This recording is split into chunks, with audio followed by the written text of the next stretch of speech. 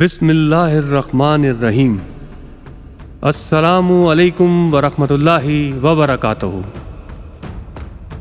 تقدیر کے قاضی کا یہ فتویٰ ہے ازل سے، ہے جرم ضعیفی کی سزا مرگ مفاجات۔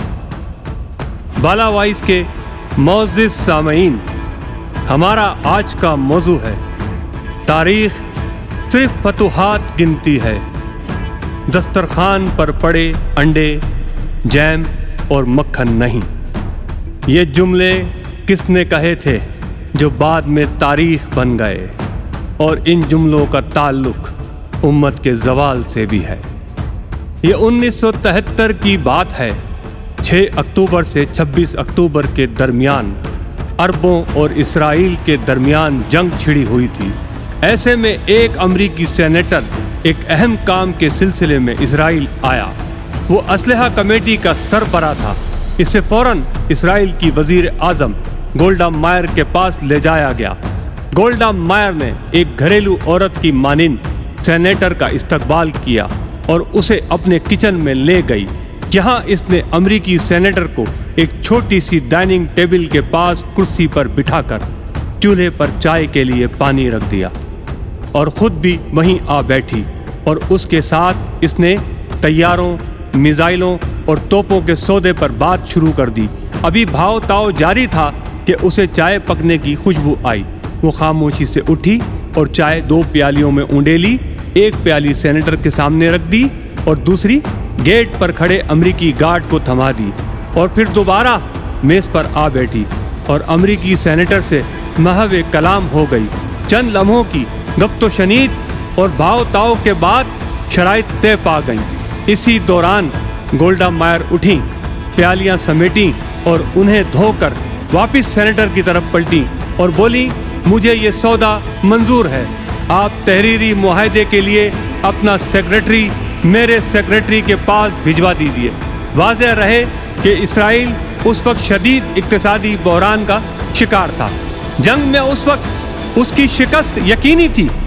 حالات اس حد تک اسرائیل کے خلاف تھے کہ امریکہ تک نے اسرائیل سے منہ موڑ لیا تھا، مگر گولڈا مائر نے کتنی سادگی سے اس جنگ کو جیتنے کی خاطر اسرائیل کی تاریخ میں اسلحے کی خریداری کا اتنا بڑا سودا کر ڈالا۔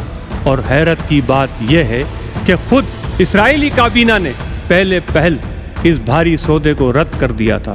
کابینہ کا موقف تھا کہ اس خریداری کے بعد اسرائیلی قوم کو برسوں تک دن میں ایک وقت کھانے پر اکتفا کرنا پڑے گا۔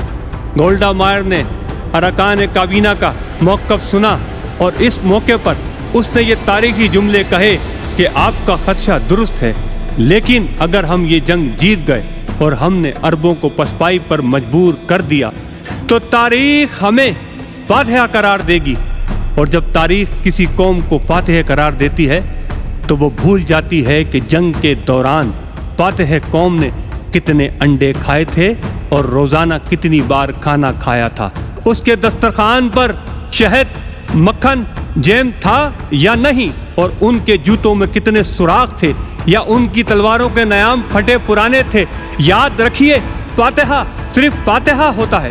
گولڈا مائر کی دلیل میں اتنا وزن تھا کہ اسرائیلی کابینہ کو اس سودے کی متفقہ طور پر منظوری دینا پڑی، اور آنے والے وقت نے یہ ثابت کر دیا کہ گولڈا مائر کا اقدام درست تھا۔ اور پھر دنیا نے دیکھا، اسی اسلحے اور جہازوں کی آنن پانن خریداری کے بعد یہودی عربوں کے دروازوں پر دستک دے رہے تھے، ان پر زبردست بمباری اور پیش قدمی کر رہے تھے، اور جنگ کا نقشہ بدل چکا تھا۔ عرب جنگ ہار گئے، اسرائیل جیت گیا۔ عربوں کے کئی علاقے اور گولان کی پہاڑیاں اسرائیل کے قبضے میں آ گئیں، جو کہ آج تک اسرائیل کے قبضے میں ہیں۔ جنگ کے ایک عرصے بعد واشنگٹن پوسٹ کے نمائندے نے گولڈا مائر کا انٹرویو لیا اور سوال کیا، امریکی اسلحہ خریدنے کے لیے آپ کے ذہن میں جو دلیل تھی وہ فوراً آپ کے ذہن میں آئی تھی یا پہلے سے حکمت عملی تیار کر رکھی تھی؟ گولڈا مائر نے جو جواب دیا وہ آج کی مسلم دنیا کے لیے باعث عبرت ہے۔ وہ بولی، میں نے یہ استدلال اپنے دشمنوں، مسلمانوں کے نبی محمد صلی اللہ علیہ وسلم سے لیا تھا۔ میں جب طالبہ تھی تو مذہب کا موازنہ میرا پسندیدہ موضوع تھا۔ انہی دنوں میں نے محمد صلی اللہ علیہ وسلم کی سوانح حیات پڑھی۔ اس کتاب میں مصنف نے ایک جگہ لکھا تھا کہ جب محمد صلی اللہ علیہ وسلم کا وصال ہوا تو ان کے گھر میں اتنی رقم نہیں تھی کہ چراغ جلانے کے لیے تیل خریدا جا سکے، لہٰذا ان کی اہلیہ حضرت عائشہ صدیقہ رضی اللہ عنہا نے ان کی ذرہ بکتر رہن رکھ کر تیل خریدا۔ لیکن اس وقت بھی محمد صلی اللہ علیہ وسلم کے حجرے کی دیواروں پر 9 یا 7 تلواریں جو ان کی ذاتی تھیں لٹک رہی تھیں۔ میں نے جب یہ واقعہ پڑھا تو میں نے سوچا کہ دنیا میں کتنے لوگ ہوں گے جو مسلمانوں کی پہلی ریاست کی کمزور اقتصادی حالت کے بارے میں جانتے ہوں گے، لیکن مسلمان اس وقت آدھی دنیا کے فاتح تھے۔ یہ بات پوری دنیا جانتی ہے، لہٰذا میں نے فیصلہ کیا کہ اگر مجھے اور میری قوم کو برسوں بھوکا بھی رہنا پڑے، پختہ مکانوں کی بجائے خیموں میں زندگی بسر کرنا پڑے، تو بھی اسلحہ خریدیں گے، خود کو مضبوط ثابت کریں گے اور فاتحہ کا اعزاز پائیں گے۔ دلچسپ بات یہ ہے کہ گولڈا مائر نے اس حقیقت سے تو پردہ اٹھا دیا، مگر ساتھ ہی انٹرویو نگار سے درخواست کی کہ اس بات کو آف دی ریکارڈ رکھا جائے اور شائع نہ کیا جائے۔ وجہ یہ تھی کہ مسلمانوں کے نبی صلی اللہ علیہ وسلم کا نام لینے سے جہاں اس کی قوم اس کے خلاف ہو سکتی ہے، وہاں دنیا میں مسلمانوں کے موقف کو تقویت ملے گی۔ چنانچہ واشنگٹن پوسٹ کے نمائندے نے یہ واقعہ حذف کر دیا۔ وقت دھیرے دھیرے گزرتا رہا، یہاں تک کہ گولڈا مائر انتقال کر گئیں اور وہ انٹرویو نگار بھی عملی صحافت سے الگ ہو گیا۔ اس دوران ایک اور نامہ نگار امریکہ کے 20 بڑے نامہ نگاروں کے انٹرویو لینے میں مصروف تھا۔ اسی سلسلے میں وہ اس نامہ نگار کا انٹرویو لینے لگا جس نے واشنگٹن پوسٹ کے نمائندے کی حیثیت سے گولڈا مائر کا انٹرویو لیا تھا۔ اس انٹرویو میں اس نے گولڈا مائر کا واقعہ بیان کر دیا جو سیرت نبوی صلی اللہ علیہ وسلم سے متعلق تھا۔ اس نے کہا کہ اب یہ واقعہ بیان کرنے میں اسے کوئی شرمندگی محسوس نہیں ہو رہی ہے۔ گولڈا مائر کا انٹرویو کرنے والے نامہ نگار نے مزید کہا، میں نے اس واقعے کے بعد جب تاریخ اسلام کا مطالعہ کیا تو میں عرب بدوؤں کی جنگی حکمت عملیاں دیکھ کر حیران رہ گیا، کیونکہ جب مجھے معلوم ہوا کہ وہ طارق بن زیاد جس نے جبرالٹر جبل الطارق کے راستے اسپین فتح کیا تھا، اس کی فوج کے آدھے سے زیادہ مجاہدوں کے پاس پورا لباس تک نہیں تھا۔ وہ 72 گھنٹے ایک چھاگل پانی اور سوکھی روٹی کے چند ٹکڑوں پر گزارا کرتے تھے۔ یہ وہ موقع تھا جب گولڈا مائر کا انٹرویو نگار قائل ہو گیا کہ تاریخ فتوحات گنتی ہے، دسترخوان پر پڑے انڈے، جیم اور مکھن نہیں۔ گولڈا مائر کا انٹرویو نگار کا اپنا انٹرویو جب کتابی شکل میں شائع ہوا تو دنیا اس ساری داستان سے آگاہ ہوئی۔ یہ حیرت انگیز واقعہ تاریخ کے دریچوں سے جھانک جھانک کر مسلمانان عالم کو جھنجھوڑ رہا ہے، بیداری کا درس دے رہا ہے، ہمیں سمجھا رہا ہے کہ ادھڑی اباؤں اور پھٹے جوتوں والے گلہ بان 1400 برس قبل کس طرح جہاں بان بن گئے تھے، ان کی ننگی تلوار نے کس طرح 4 بر اعظم فتح کر لیے۔ اگر پرشکوہ محلات، عالیشان باغات، زرد برق لباس، ریشم و کمفاف سے آراستہ و پیراستہ آرام گاہیں، سونے چاندی، ہیرے اور جواہرات سے بھری تجوریاں، خوش ذائقہ کھانوں کے انبار اور کھن کھناتے سکوں کی جھنکار ہمیں بچا سکتی تو تاتاریوں کی ٹڈی دل افواج بغداد کو رونتی ہوئی معتصم باللہ کے محل تک نہ پہنچتی اور معتصم باللہ رحم کی بھیک مانگتا ہوا تاتاریوں کے ہاتھوں ذلیل و رسوا ہو کر نہ مرتا۔ وہ تاریخ اسلام کا کتنا عبرتناک منظر تھا جب معتصم باللہ آہینی زنجیروں اور بیڑیوں میں جکڑا چنگیز خان کے پوتے ہلاکو خان کے سامنے کھڑا تھا۔ کھانے کا وقت آیا تو ہلاکو خان نے خود سادہ برتن میں کھانا کھایا اور خلیفہ کے سامنے سونے کی تشتریوں میں ہیرے اور جواہرات رکھ دیے اور پھر معتصم سے کہا جو سونا چاندی تم جمع کرتے تھے اسے کھاؤ۔ اور بغداد کا تاجدار بے چارگی و بے بسی کی تصویر بنا کھڑا تھا۔ بولا سونا چاندی ہیرے جواہرات کیسے کھاؤں؟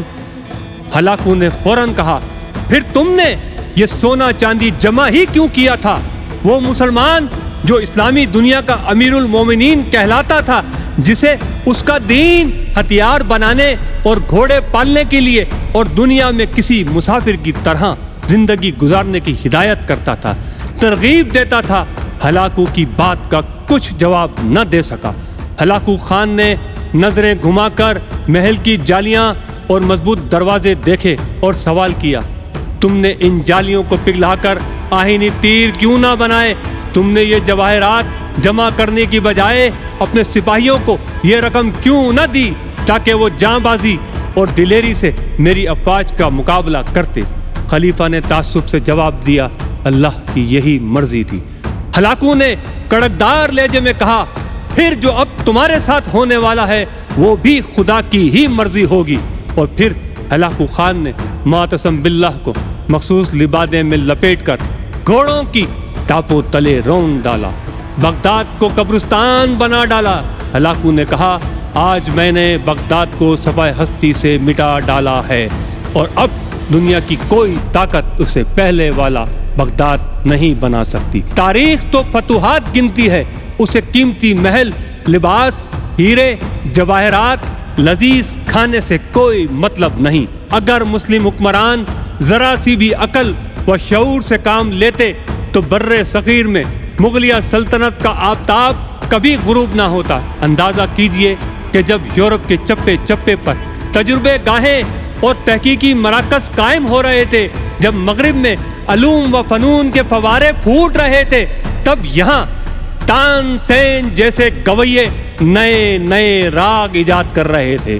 جب انگریزوں، فرانسیسیوں اور پرتگالیوں کے بحری بیڑے بر صغیر کے دروازوں پر دستک دے رہے تھے، ہمارے ارباب و اختیار شراب و کباب اور طاؤس اور رباب کے نشے میں مدہوش پڑے تھے۔ تن آسانی، عیش کوشی اور عیش پسندی نے ہمارے حکمرانوں کو کہیں کا نہ چھوڑا۔ ہمارا بوسیدہ اور دیمک زدہ نظام بکھر گیا، کیونکہ تاریخ کو اس بات سے کوئی غرض نہیں ہوئی کہ حکمرانوں کی تجوریاں بھری ہیں یا خالی، شہنشاہوں کے تاج میں ہیرے جڑے ہیں یا نہیں، درباروں میں خوشامدیوں، میراثیوں، طبلہ نوازوں اور وظیفہ خور شاعروں کا جھرمٹ ہے یا نہیں۔ یاد رکھیے تاریخ کو صرف کامیابیوں سے غرض ہوتی ہے اور تاریخ کسی قسم کا عذر قبول نہیں کیا کرتی۔ سیرت نبی صلی اللہ علیہ وسلم سے ایک یہودی عورت نے تو سبق حاصل کر لیا، مگر مسلمان اس پہلو سے نہ آشنا رہے۔ سائنس و ٹیکنالوجی، علوم و فنون پر دسترس رکھنے کے بجائے لا حاصل بحثوں اور غیر ضروری کام میں مگن رہے۔ چنانچہ زوال ہمارا مقدر ٹھہرا۔ تاریخ بڑی بے رحم ہوتی ہے۔ مغرب کی بالادستی کا راز اسی امر میں پنہا ہے کہ ان کے حکمران طبقات نے اپنی عوام کو آئین دیا، قانون دیا، انصاف دیا، یکساں نظام تعلیم دیا۔ ملکی دولت کی لوٹ مار کرنے کے بجائے، اپنی عوام کو قرضدار کرنے کے بجائے بنیادی ضروریات زندگی فراہم کی، معاشرے کا مفید اور کارآمد شہری بنانے میں اپنا کردار ادا کیا۔ اس کے برعکس ہمارے حکمران طبقات نے ملک کو لوٹ مار کا اڈا بنانے، ملکی دولت باہر پہنچانے، بھاری قرضوں کے عوض عوام کا لہو چوسنے اور ان کو گروی رکھوانے، مخالفین کو قومی چور اور لٹیرا بنانے، پھر ان کو جیلوں میں عیش کروانے اور ان کو باعزت باہر بھیجنے کے سوا اور کچھ نہیں کیا، کیونکہ یہ صرف دکھاوے کے دشمن ہیں، اندر سے یہ سب ایک ہیں۔ ان کی نورا کشتیاں ہنوز پوری آب و تاب سے جاری ہیں اور شخصیت پرستی کے دلدادہ عوام کے لیے باعث دلچسپی ہیں۔